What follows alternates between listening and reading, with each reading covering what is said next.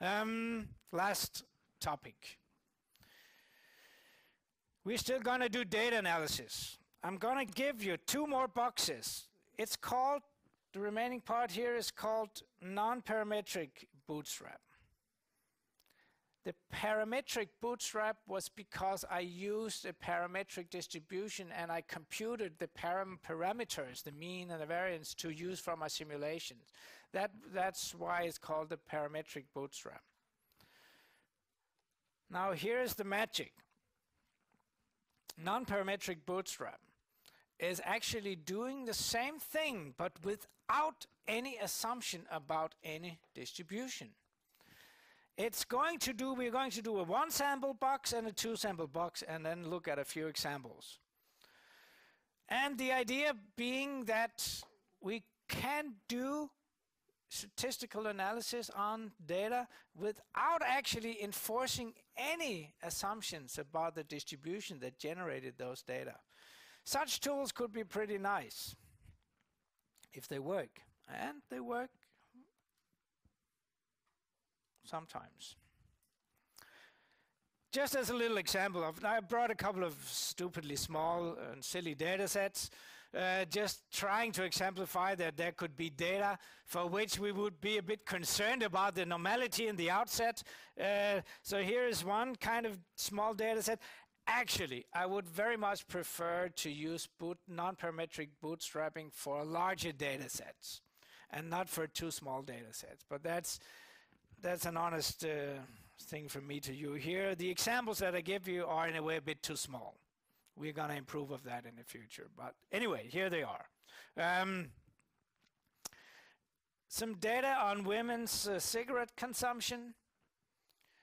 I usually add in an anecdote of the cigarette consumption of my own mother, but now she's my late mother, so I think I'll skip that this time. She was okay. I mean, there was a reason that I became the size I became, but the time was different back in the 60s. So, hey, why do you breastfeed? No, not at all. We don't have time for that. Smoking, yes, all the time. And yeah, that's how it was. It was good to be in the 60s. But hey, I survived, so here I am. And sorry, Mom, you were okay.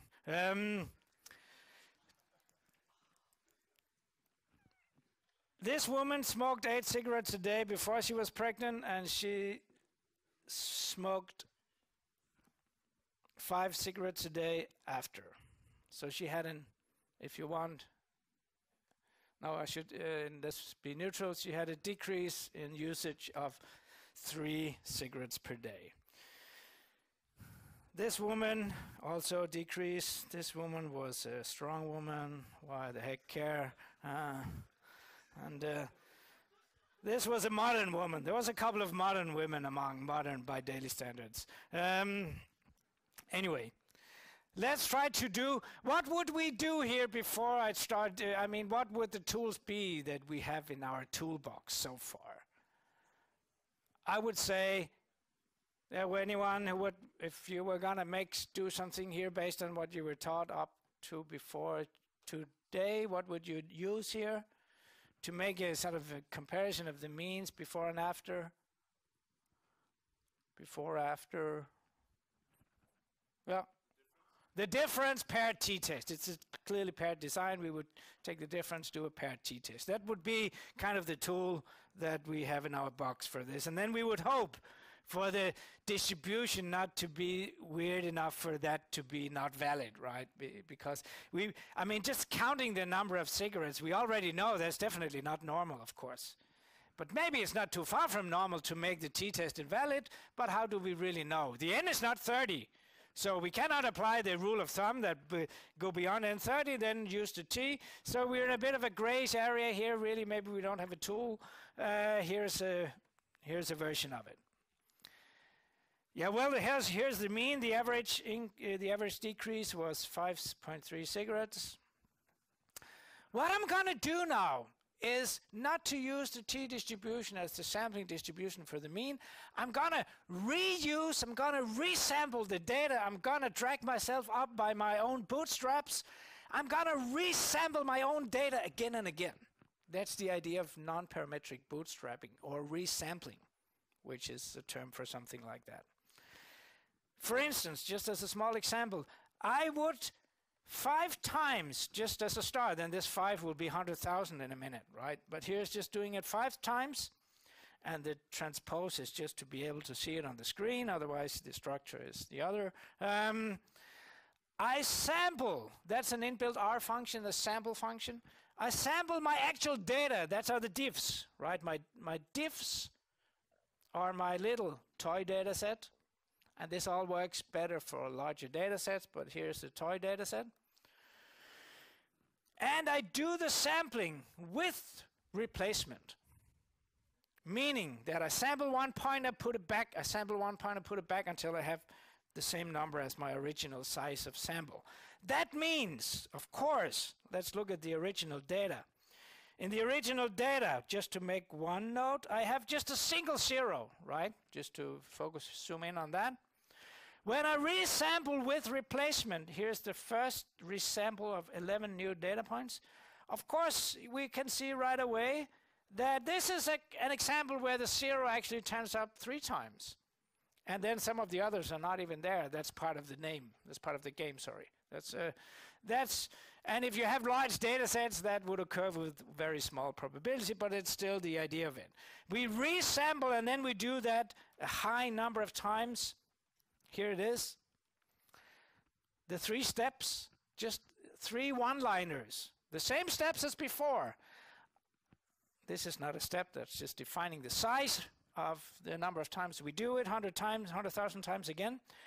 I do 100,000 samplings, not of a normal distribution or exponential distribution, but of my observed distribution, right? It's actually resampling the empirical observed distribution of my data rather than assuming some shape of the distribution. Makes kind of good sense in a way. Let's not assume any distribution, let's just use the one that I have. And then I do the same thing. It's the same story, right? I compute a lot of means. In this case, I was interested in comparing the means, or the mean of the diffs.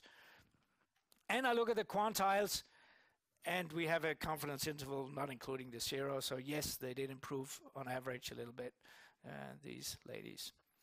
That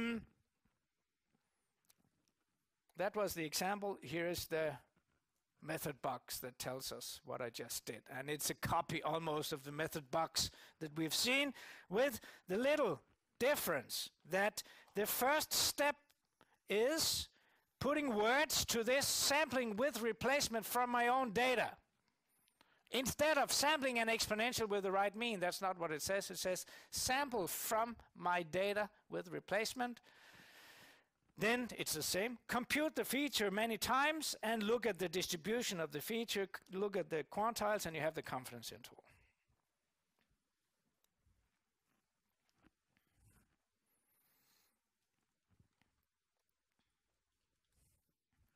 If we could also, another example. What about the confidence interval for the median? Well, let's not spend many seconds on that. It's all the same, apart from choosing to find 100,000 medians rather than 100,000 means.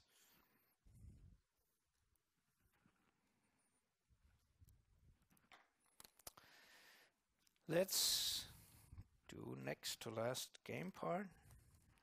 Question 8 out of 9.